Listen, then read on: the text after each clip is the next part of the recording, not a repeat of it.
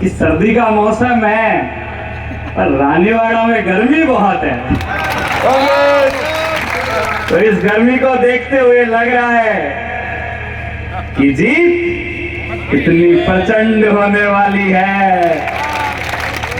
मंच पर विराजमान मजबूत नेता, क्रांतिकारी नेता, आपका बेटा, आपका भाई रतन देवासी जी, मैं आपका बहुत हार्दिक अभिनंदन स्वागत करता हूं। और मैं आपके लिए एक पंक्ति कहना चाहता हूं कि जिस शख्स ने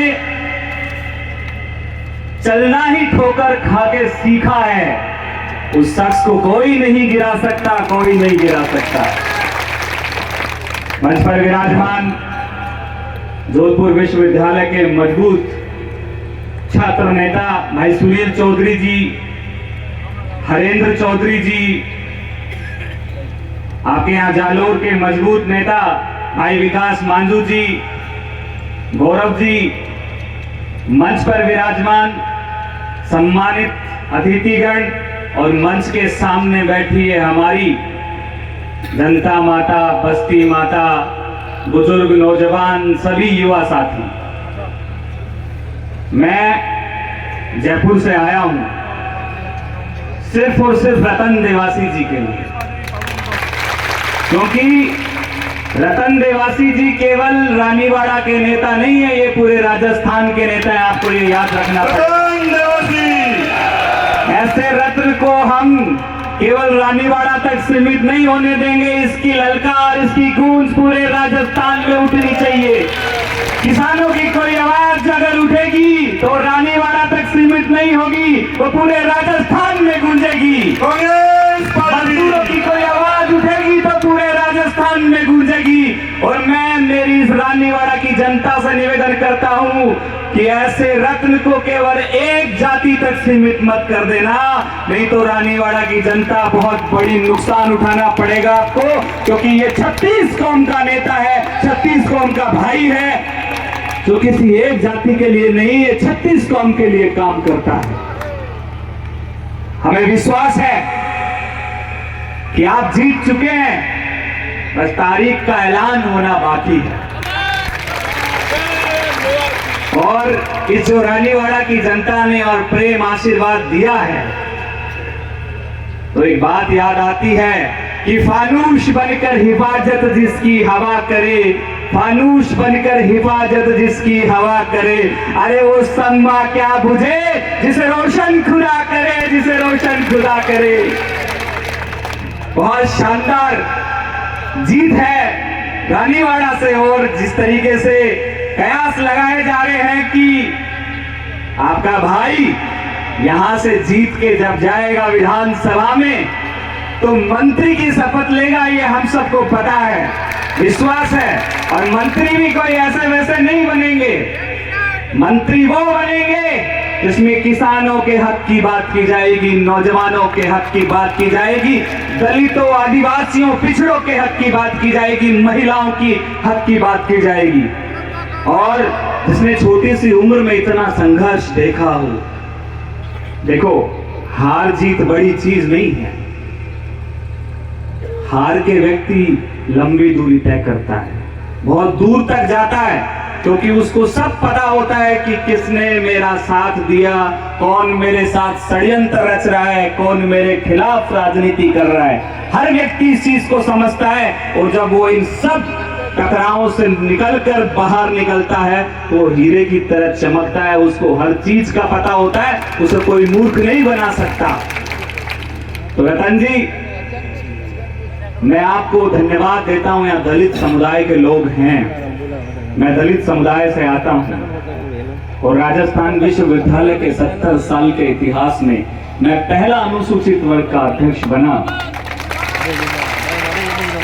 बहुत प्यार मुझे पूरे राजस्थान में मिलता है, जहां भी मैं जाता हूं, मेरे समाज के लोगों के द्वारा। तो मैं रतन जी की आपको एक बात बताता हूं, मेरे अनुसूचित जाति के भाइयों। जब 2 अप्रैल का आंदोलन था, पूरा राजस्थान नहीं पूरा भारत का दलित समुदाय सड़कों पे था अपने हक और अधिकार की लड़ाई को लड़ने के लिए, तो हमारे बहुत से नौजवान साथियों को गिरफ्तार किया गया, जेलों में भरा गया। क्यों? क्योंकि वो अपने अनुसूचित जाति के जो अधिकार थे, मोदी सरकार उसको खत्म करना चाहती थी, पर ये समाज जाग गया और सड़कों पे आ गया। ऐसे में बहुत सारे हमारे क्रांतिकारी नेताओं को जेल में बंद कर दिया गया। और यकीन मानना, पूरे राजस्थान में पहला रानीवाड़ा क्षेत्र ऐसा था जिसका नेता रतन देवासी उन अनुसूचित साथियों की लड़ाई लड़ने के लिए जेल तक पहुंच गया। जेल में हमारे उन भाइयों से मिल के आया और उनके ऊपर जो केस लगे उनको वापस सबसे पहले रानीवाड़ा में वापस लिया गया। मैं किसान वर्ग के लोग बैठे हैं, मैं उनसे भी निवेदन करूंगा, बीजेपी सरकार शिक्षा पे वोट नहीं मांगती, वो महंगाई पे वोट नहीं मांगेगी, वो स्वास्थ्य रोजगार के नाम पे वोट नहीं मांगेगी। किसान का बच्चा आज पढ़ना चाहिए, वो इंग्लिश बोलना चाहिए, वो बाहर निकलना चाहिए, वो जयपुर, जोधपुर, राजस्थान यूनिवर्सिटी, दिल्ली यूनिवर्सिटी जैसी बड़ी संस्थाओं में पढ़ना चाहिए। इस किसान का, कौम का बेटा जब आईएएस बनेगा, आईपीएस बनेगा, आरजेएस बनेगा, डॉक्टर बनेगा, तो आप मानना कि वो आपका नाम रोशन करेगा। और बीजेपी के लोग कभी भी नहीं चाहते हैं कि किसान कौम के लोग जो हैं इनके बच्चे पढ़ें, क्योंकि उनको तो पता है कि मुझे कुछ नहीं करना, मुझे सिर्फ हिंदू और मुसलमान करना है, मुझे तो घर बैठे वोट मिल जाएंगे। लेकिन अब ये नौजवान जाग गया, हमारे बुजुर्ग भी जाग गए, समझ गए, वो उनकी भावनाओं में, उनकी बातों में नहीं आने वाले हैं। अगर इस तरीके की कोई बात आपके पास में लेके आए तो आपको कहना है कि मेरे लिए आप शिक्षा के नाम पे क्या करोगे, स्वास्थ्य के नाम पे क्या करोगे, रोजगार के नाम पे क्या करोगे। बहुत हुई हिंदू मुसलमान की लड़ाई, अब हमें आपस में एक होके इस भारत देश को अखंड भारत बनाना है। अखंड भारत की जो सोच है, उस सोच के अंदर हर व्यक्ति बराबर है, हर व्यक्ति का सम्मान बराबर है। डॉक्टर अंबेडकर ने आपको बहुत बड़ी ताकत दी है, ये वोट की ताकत। आप मानो अगर आपको वोट देने की ताकत नहीं होती तो नेता आपके घर पे आते?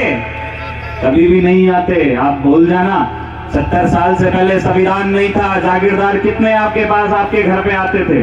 कोई आता था? जागीरदार कभी घर नहीं आते थे, आपको उनके घर के नीचे बैठना पड़ता था। तो ये डॉक्टर अंबेडकर ने आपको संविधान की ताकत दी है, इस संविधान की ताकत से आपको वोट देने का अधिकार मिला है।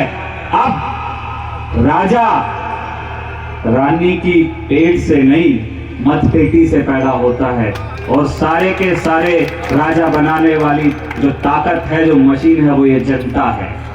मैं रतन देवासी जी के लिए मैं बात कहता हूं कि घर का लायक बेटा है, हमेशा घर की चाबी, चाहे वो घर की जिम्मेदारी हो, वो लायक बेटे को दी जाती है।